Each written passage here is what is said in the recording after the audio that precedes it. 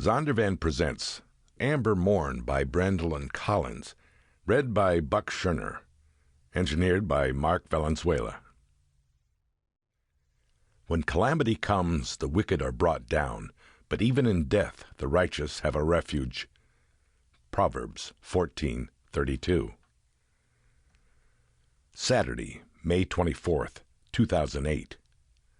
Part 1. Attack. 1. Any man going on this mission wasn't coming back. Cluttered kitchen, cluttered head. Kent Wixell could hardly think straight. It wasn't supposed to start like this. Dread anticipation pumped through his veins as he faced off with his second son, vigilante Brad, gunning to take on the world. At 29, he thought he knew more than anybody. Kent's voice seethed. For the 15th time, this job's for me and Mitch. You are staying home. We ain't leaving your mom alone. They'd been arguing for the past 10 minutes. Too long. They needed to get out of there. Brad stood his ground, face like granite. His cool blue eyes stabbed Kent. I ain't staying here. His voice pulsed low. I watched over TJ since he was born, just as much as Mitch has, and I ain't stopping now. Kent surged forward 2 steps, finger punching the air. I'm telling you no. I won't let you. Lenora caught his arm. Stop, Kent. Let him go. He turned to her, jaw loosening. She stared back, a terrible, grim determination pressing her lips. Kent's knees went weak. No, no, no. Where had that look on her face come from? Just this morning she'd clutched at the knowledge she wouldn't be left by herself. You'd let him go? Accusation heated Kent's cheeks. You'd trade 2 of your sons for another? She held his gaze until her chin trembled. It's for TJ, she whispered, and she started to cry. Kent's heart cracked.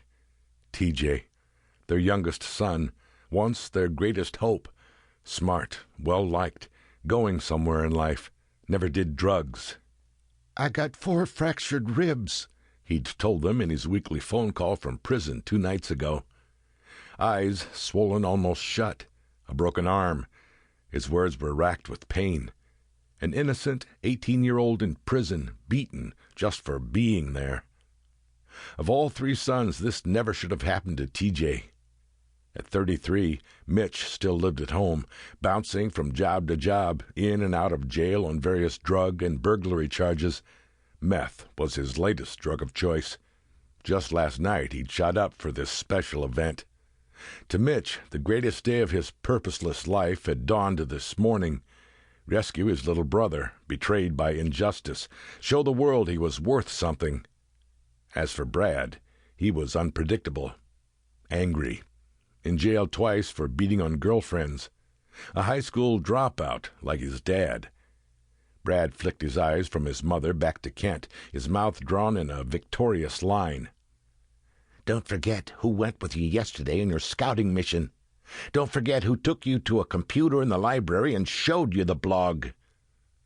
On Main Street in Canner Lake, they'd watched traffic, people, noted the police station 2 blocks up from Java Joint Coffee Shop.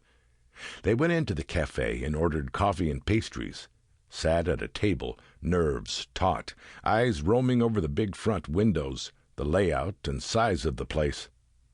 Kent and Mitch took turns walking down the back hall in search of the bathroom. They'd noticed the other rooms off the hall, a small office, a storage area, the rear door with no glass, a lock and deadbolt. Kent fixed his gaze on Lenora, watched her tears fall. It's for TJ. No way. She'd lost enough.